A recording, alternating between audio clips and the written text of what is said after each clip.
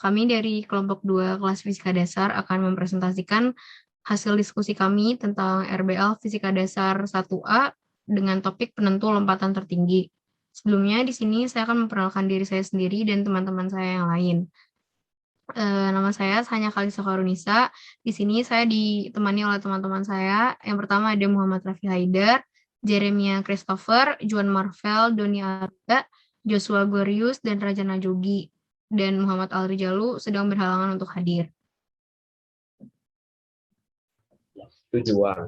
Yang pertama, menganalisis lompatan vertikal yaitu counter movement jump dan squat jump menggunakan video analisis software. Yang kedua, menentukan tinggi dan waktu lompatan pada lompatan vertikal menggunakan software video analisis.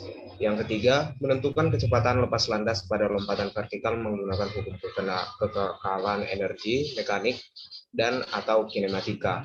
Yang keempat, menentukan perubahan momentum pada lompatan vertikal menggunakan metode momentum dan impuls. Yang kelima, menggambarkan grafik posisi kecepatan dan percepatan terhadap waktu pada lompatan vertikal menggunakan software penganalisis video. Yang keenam, membandingkan dua variasi lompatan vertikal yaitu counter movement jump dan squat jump. Yang ketujuh, menentukan variasi lompatan vertikal yang menghasilkan lompatan tertinggi berdasarkan data kelompok dan analisis. Dan kelompok kami menggunakan 3 metode, yaitu metode pertama counter movement jump, metode squat jump, dan yang terakhir prosedur tracking dengan aplikasi tracker. Kemudian untuk metode counter movement jump. Metode yang pertama yaitu lompatan counter movement atau lompatan yang melibatkan gerakan balasan. Gerakan balasan yang paling sederhana adalah gerakan ke bawah yang diikuti gerakan ke atas secara timbal balik dan sangat cepat. Counter movement jump dapat dilakukan dengan cara seseorang dengan cepat, jongkok dengan level kerendahan yang dipilih sendiri, dan melompat setinggi mungkin. Adanya gerakan balasan ini memungkinkan untuk menciptakan gaya tolak dengan lantai yang lebih kuat. Kemudian kami memilih metode yang kedua yaitu metode squat jump. Metode yang kedua yaitu lompatan squat atau latihan fisik yang melibatkan dua gerakan yaitu melompat dan jongkok. Pada squat jump ini, pelompat tidak menggunakan fase awal ke bawah seperti pada lompatan counter movement, sehingga lompatan tidak melibatkan peregangan otot. Squat jump biasa diterapkan untuk fase lepas landas dalam melompat ski.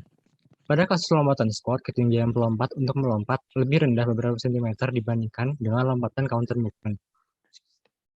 Kemudian untuk prosedur dari squat, pada tahap awalan pelompat jongkok di atas bidang datar, dengan kaki dibuka selebar bahu.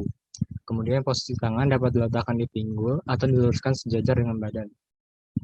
Jika kita mau memasuki tahap lompatan, pelompat segera meluruskan lututnya sehingga terdapat gaya aksi dorongan kaki ke lantai dan gaya reaksi dari lantai. Adanya gaya aksi reaksi ini menyebabkan pelompat itu bisa melompat dan melayang di udara. Setelah tahap lompatan, pelompat akan memasuki tahap pendaratan. Dan diharapkan pelompat rileks dan tidak tegang, sehingga saat kaki menapak tanah, lutut akan sedikit menengkuk, kemudian kembali lurus. Prosedur yang sama diulangi sebanyak 4 kali untuk meningkatkan akurasi pengamatan dan memperkaya variasi hasil lompatan dengan metode yang sama. Baik, jadi di sini selanjutnya yaitu mengenai prosedur tracking yang dilakukan oleh kelompok kami.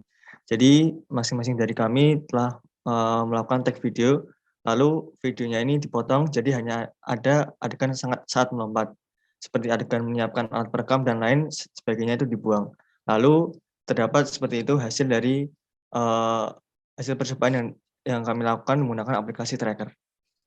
Baik, selanjutnya di sini saya akan mendemonstrasikan cara kerja dari kelompok kami dalam mengambil data percobaan.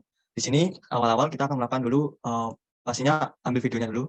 Jadi dan video yang kami ambil harus benar-benar bersih tanpa ada video di luar dari percobaan yang kami lakukan. Lalu kita lakukan import ini, lalu masukkan video. Gitu. Lalu di sini juga kami menggunakan seperti tambahan selotip itu karena akan mempermudah kami dalam melakukan tracker. Dan kita tahu bahwa pusat massa dari seseorang itu ada di tengah-tengahnya. Jadi kami letakkan di sini, lalu kita gunakan calibration stick seperti ini. Kita letakkan mulai dari penanda yang kita gunakan sampai bawah. Ini digunakan agar hasil dari grafik yang kita dapatkan itu jauh lebih mulus dan hasilnya lebih akurat. Lalu kita gunakan juga sumbu koordinatnya seperti ini. Lalu kita bisa mulai melakukan trackernya, klik track ini, lalu kita klik new, poin massa, kita bisa ganti namanya agar lebih mudah. Di sini kita ambil contoh adalah masa dari Jeremy. Oke, lalu kita bisa langsung melakukan tracker-nya, klik shift lalu klik tahan pada mouse. Seperti ini. Seperti ini terlihat ada grafik yang telah kita dapatkan.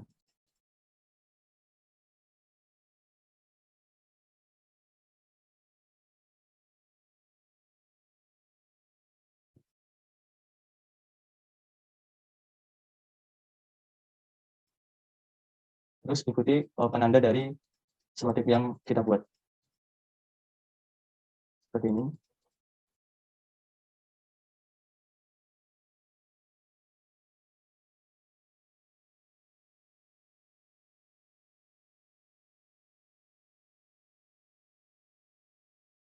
Lakukan terus hingga video yang kita ambil selesai.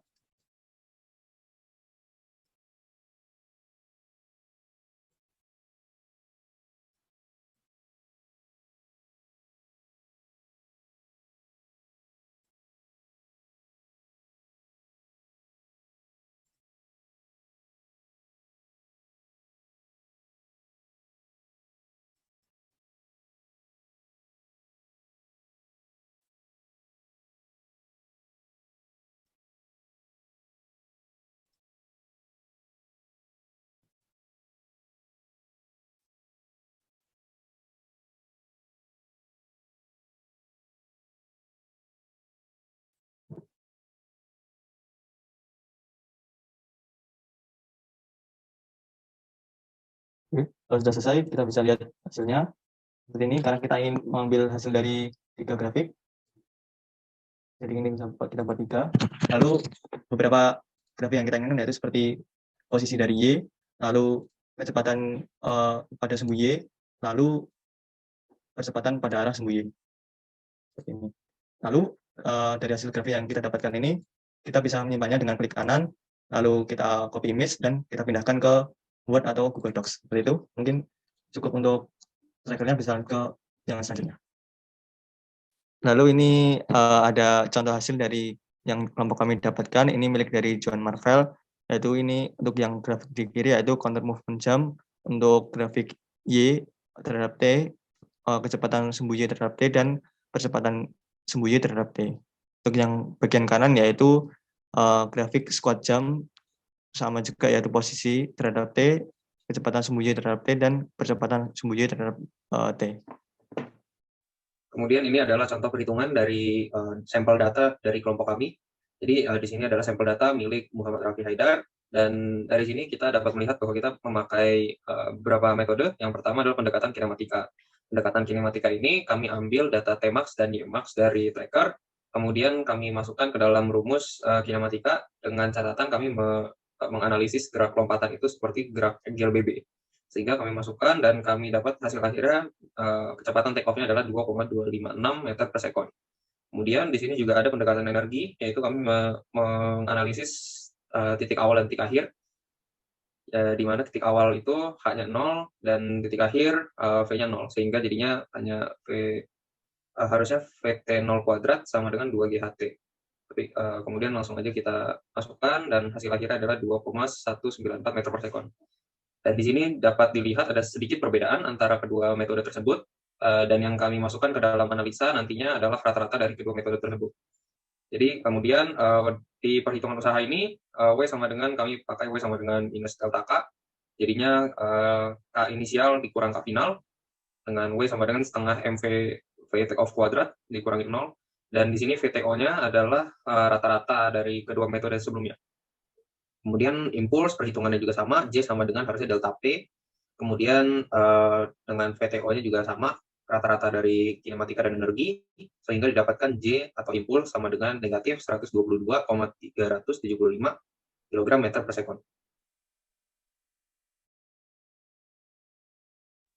Kemudian ada lagi, ini adalah sampel untuk metode squat jump, dan pengerjaannya pun tidak jauh berbeda dari pengerjaan metode counter movement. Pendekatan kinematika, energi kami gunakan lagi, kemudian usaha dengan VTO rata-rata dan impuls dengan VTO rata-rata juga.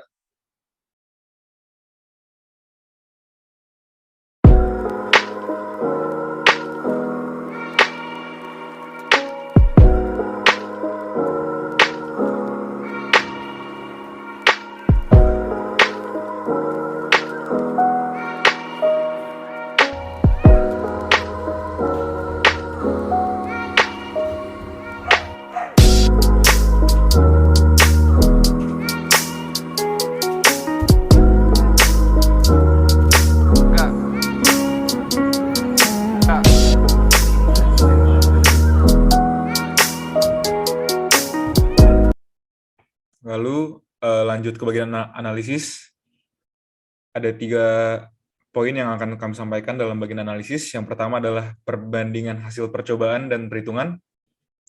Dalam percobaan yang dilakukan oleh kelompok kami, terdapat perbedaan angka dari hasil percobaan dengan hasil perhitungan teoritis.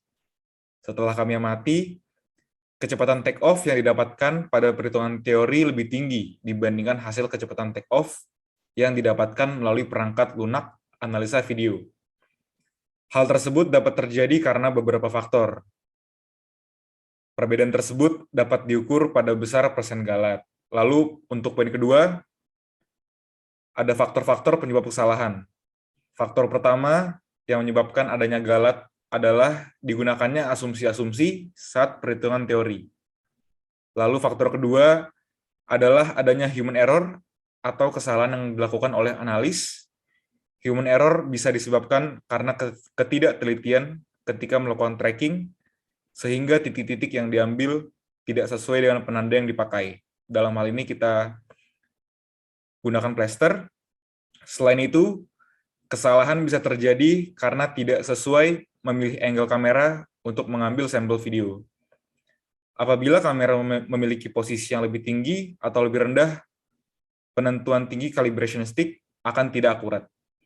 Lalu poin ketiga, berdasarkan analisis dan pengolahan data pada kedua variasi yang dilakukan, lompatan yang menghasilkan lompatan tertinggi adalah lompatan counter movement. Selanjutnya, saya akan menjelaskan kesimpulan yang sudah kami ambil dari percobaan dan pengambilan data yang sudah kami lakukan. Berdasarkan analisis dan pengolahan data yang sudah kami lakukan, dapat dilihat bahwa lompatan setiap orang akan berbeda tergantung masa pelompat, gaya tolakan yang diberikan terhadap tanah, teknik lompatan, dan juga tinggi pelompat.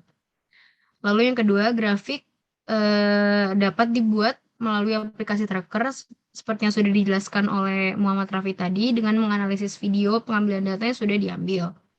Lalu yang ketiga, berdasarkan analisis pada kedua variasi yang dilakukan, lompatan yang menghasilkan lompatan tertinggi adalah lompatan counter movement.